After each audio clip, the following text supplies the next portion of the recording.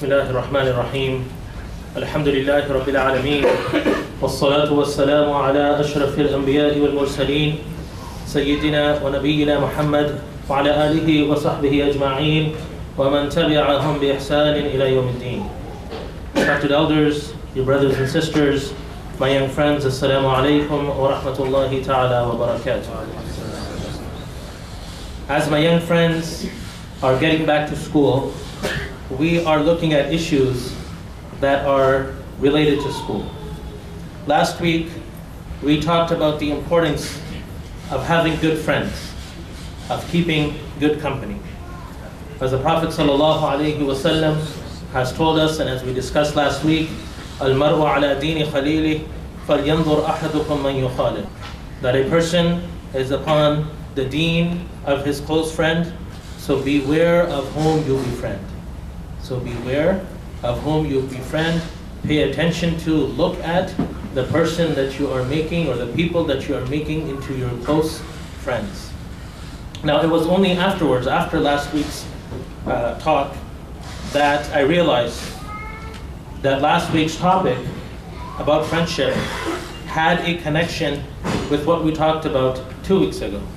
Because 2 weeks ago we were talking about Sayyidina Ibrahim alayhi salam, and how Allah Azza wa Jalla had designated him as Khalilullah, had given him the title of Khalilullah, the intimate friend of Allah subhanahu wa ta'ala, the close friend of Allah.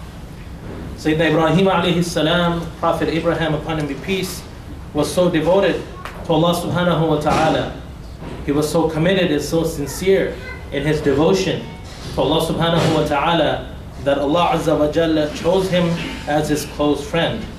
So the question is, who are the people you will choose as your close friends?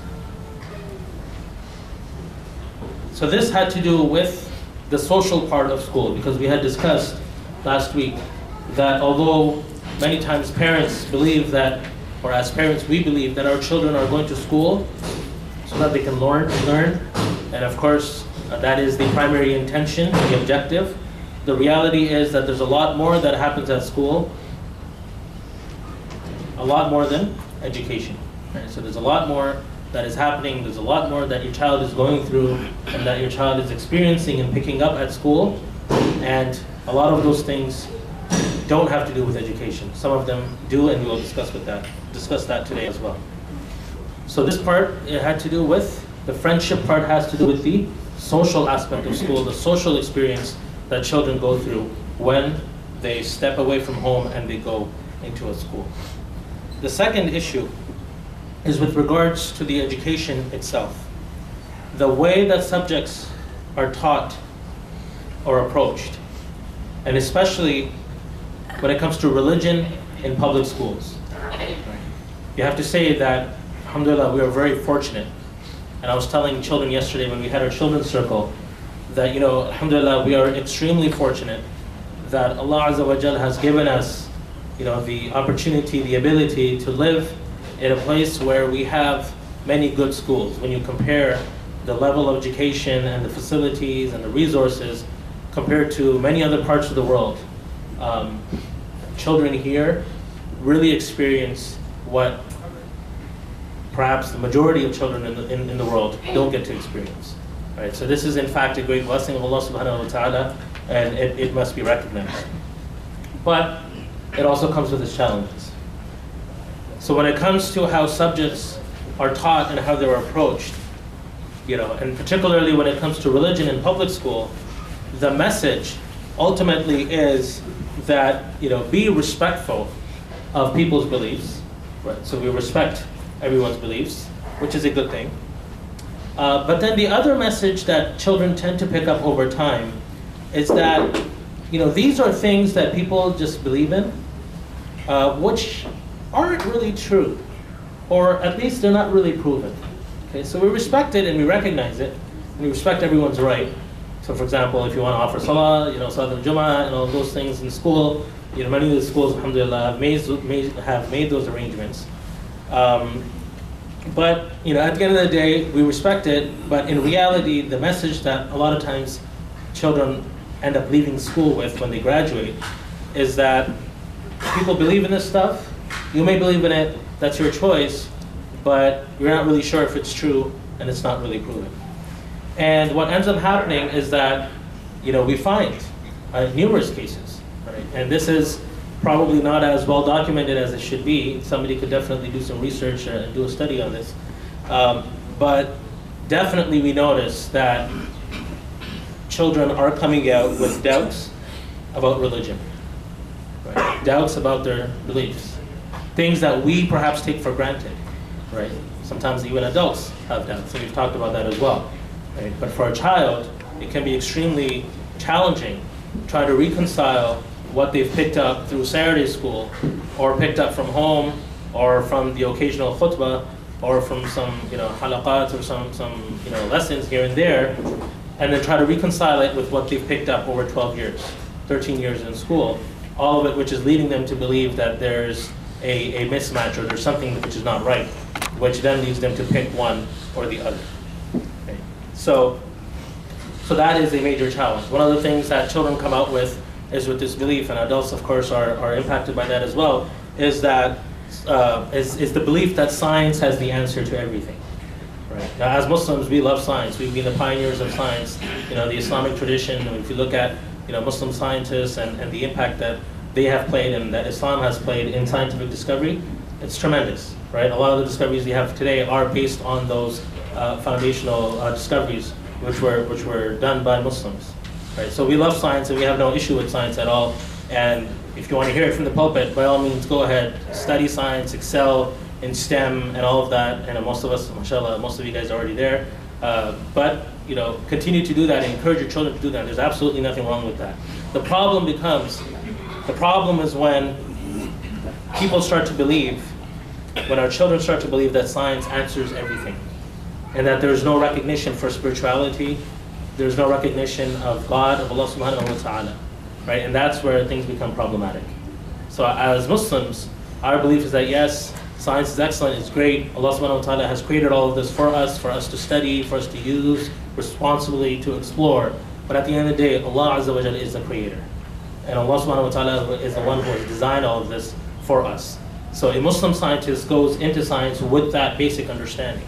And every time they come up with a new discovery, it's not because they discovered it, but rather Allah subhanahu wa ta'ala enabled them to discover another part of the beautiful creation that Allah subhanahu wa ta'ala has created. Right? So for the Muslim who is strong in his or her faith, every single discovery leads him or her to strengthen their faith. It strengthens their faith in Allah subhanahu wa ta'ala. And it makes them even more humble in their relationship with Allah Azza wa Jalla. So anyway, so this is one issue with regards to the education. Number 3 is with regards to teachers. Now, we must be clear that Islam teaches us to be respectful towards our teachers. Right? So respect for elders, respect for parents, and respect for teachers is an important part. Right? It's an integral part of the Islamic ethos and Islamic manners. And one of the things that we notice, unfortunately, is that society appears to be losing respect generally for elders, for parents, but also for teachers as well. Right? So for me, it was actually very shocking when I went to university after studying Islam for 10 years, and the head of the department was just Mike. How could I call him Mike? I mean, he's Dr. Gasher. How am I? So, but that's what it was. Everyone was just walking around, students, first year students, like, hey, Mike, So it was just something that was extremely odd. Now, of course, for those, even for me, after spending a few years in that environment, sure, everyone is, doesn't matter who it is, they're all Mike and Susan and whatever. But the reality is that from an Islamic perspective, that's not how we address our teachers, right? That's not how we address people, who are more knowledgeable than us and who deserve our respect. Anyway, that's just a small example. Okay, so the respect for teachers is something which is extremely important. That doesn't mean that we can't disagree. That doesn't mean that we can't, have respectful debates and discussions and disagreements. But respect has to be at the core of it, right? Whether it's an Islamic subject or any other subject for that matter. That being said, we also have to realize that teachers are human beings, right? And this is actually very hard for children, right? When you're young, right, and you go to school, you basically are going with the mindset that whatever my teacher says is true, right? My teacher can't be wrong, right? Because it's a position of authority, and the teacher's there to teach. So whatever the teacher is doing and whatever they're saying and whatever example they're setting is basically what I'm supposed to be doing. Teachers are role models, right? But reality is that teachers are human beings, and humans can sometimes be wrong, and humans can make mistakes, and therefore teachers can also be sometimes wrong and can sometimes make mistakes. Now, there are a great number of teachers, some of whom I still deal with in the public system, who are extremely respectful, are extremely kind, and extremely accommodating when it comes to diverse views and diverse beliefs in their classrooms, right? And I have to give them credit for that, because there are teachers like that, and I don't want to take away anything from them. However, we do come across cases sometimes where there are teachers who have either misunderstandings about Islam, about Muslims, about Islamic teachings, or they're just ignorant. And worse yet, sometimes there are those, and I hope and I pray that there's only a few, but there are some who are biased, who have biases, or who harbor hate against Muslims or against Islam. And unfortunately, those sentiments come out in the classroom, sometimes very, very subtly. Okay, so it's going to be very. It's not going to be very obvious most of the time to parents. So, for example, obviously, when you go to meet the teacher in question, they'll be fine. They'll meet you normally, or you won't notice anything off, or perhaps you might pick up a few things, but you may not notice anything. But it's actually your child who's then getting the brunt of it, and they might not even be rude or mean or anything like that. But it's the messaging, right? It's the messaging of how topics are approached, and what sort of messages children are given with regards to their beliefs and their practices, right? And especially, and I know of this case, one of these cases like almost firsthand, right? And especially targeting girls, especially targeting girls, and particularly those who are perhaps dressing modestly or who are wearing the hijab or are trying to, right? And the teacher may not be doing it like out of bad intentions. From their perspective, they're trying to, free this girl, right? And they're trying to liberate her, right? From their own perspective, and they think they're doing something very noble, right? But obviously, if you're a person of faith and you believe in wearing the hijab, right, or you believe in modesty for girls, but also for boys, right? It's a concept that applies to both. Then that noble act of the teacher clearly becomes problematic. Sometimes also because teachers are human beings who are a product of the times and the society that we live in. As immorality increases, right, then it's also not uncommon now to find teachers who don't necessarily have good morals or who have good values, and they might be passing on teachings, right, or beliefs that they hold, which may not fall in line with what you believe in, and what you want your children to believe in. So this is just something to be aware of. I'm not trying to spread panic. I'm not trying to say that all teachers are evil. I've said in the beginning that there are many good teachers as well. But this is something that, as a parent, you need to be aware of, and as a child, as a student, you also need to be aware of that. You may sometimes run into these situations. It's not just when children are young. I've dealt with cases of students in high school, grade 11 and grade 12. Where a teacher knew precisely what the student's beliefs were about an issue and would purposely assign that very same topic and ask them to defend the opposite view, okay? and purposely pushing that, knowing that the child or the student was uncomfortable, and that was something that went against their beliefs. So what can you do, right? So have good communication with your child, number one. Pay attention to their homework. Right? Pay attention to what they're studying. Look at their notes every once in a while. You don't need to go snooping, but have that open type of relationship where you actually have that openness to discuss these things. What type of novels are they studying, right? In class. What are they about, right? What type of messaging is in there? What type of topics may come up, right? Because there's some very popular novels that have to do with some characters or a setting that are either Muslim or that is based in a Muslim society. Not to say that everything that happens in that society is Islamic or is legitimate from an Islamic point of view, may be completely forbidden, but does the teacher know that or not? Or are they conflating the two, right? So this is a longer discussion, but just be aware of what is actually happening in the classroom to the best of your ability. Now, all of these things that we talked about, right, with regards to friends, with regards to education and how it's delivered, with regards to potentially, some problematic teachers here and there, all of this together, though, can lead to an identity crisis, right? And this identity crisis essentially leads the child or the young person to ask themselves, who am I? And who should I believe, right? Especially if they're getting different messaging at home and the masjid or the Islamic school, and then compared to the messaging they're getting at school. Okay, so when there's a big difference between those two, that can lead to an identity crisis. So, and it's sometimes hard for parents to understand, right? Because if you're closely, linked to your homeland, and if you're a first-generation immigrant, right, which is great, alhamdulillah, but chances are that if your children are born here, they don't necessarily link back to your homeland the same way you do. Okay, so you may strongly identify as Egyptian or as Pakistani or as Libyan or whatever, right? But there's a good chance that your children probably won't see that the same way, right? They still might identify, right? Because you're forced them to watch dramas or you take them back every summer or whatever, right? So they may have, they clearly will have some connection, but they won't see it exactly the same way, right? So you may be very strong and clear about your identity, especially ethnically, right? In terms of nationality and those things. You might call yourself, Pakistani Canadian, Libyan Canadian, Egyptian Canadian, Tunisian Canadian, right? But are your children going to see yourselves in the same way or not, right? And most chances are that they probably won't see themselves exactly in the same way.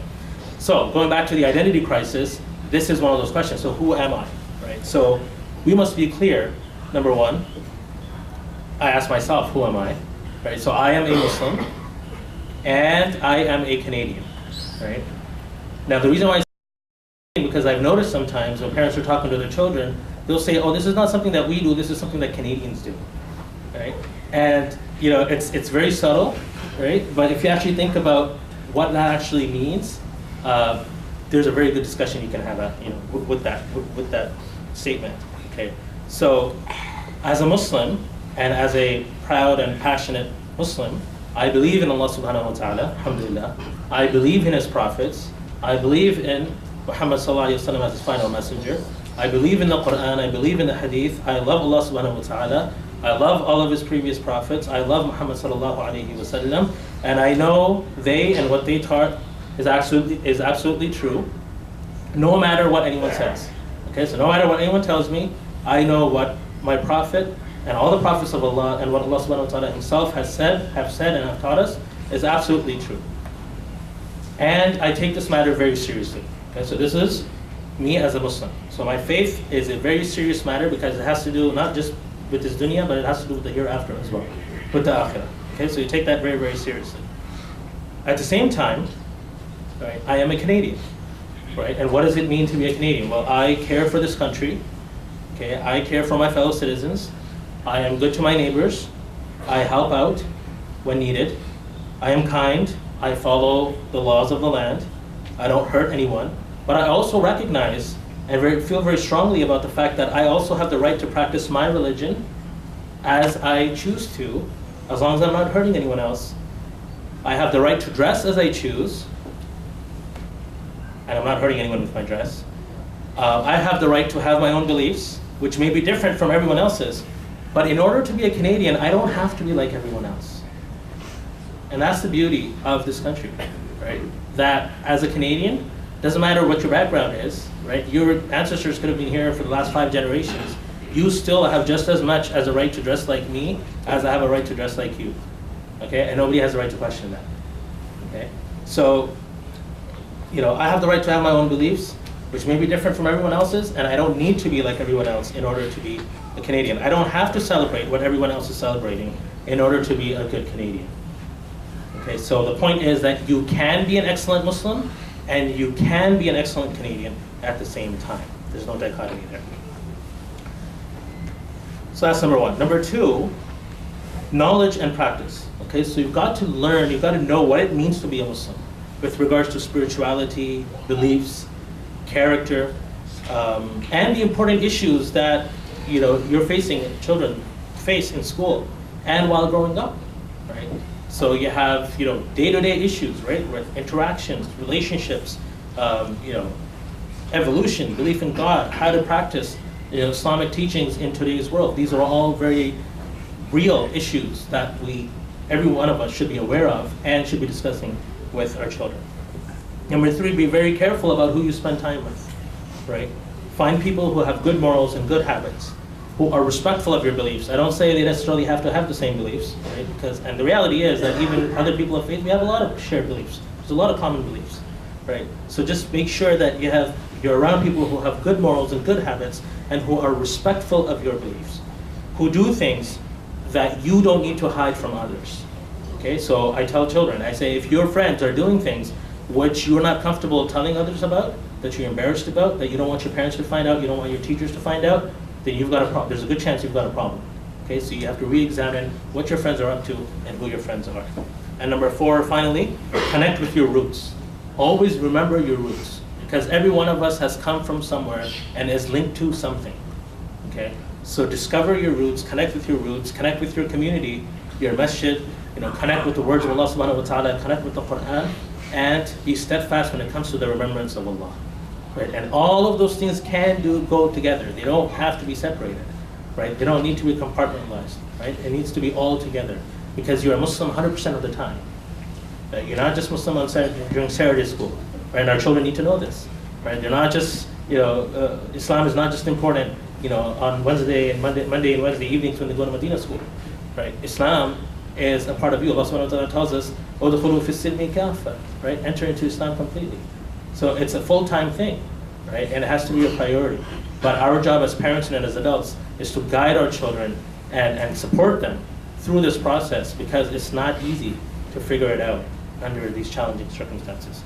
May Allah subhanahu wa ta'ala grant success to all of our children and our youth in this world and the next. May Allah subhanahu wa ta'ala protect them all from all types of harms, whether they're visible or hidden. May Allah azza wa jal grant them ease on their journey. May Allah subhanahu wa ta'ala grant them strength of iman. Ameen ya rabbal alameen.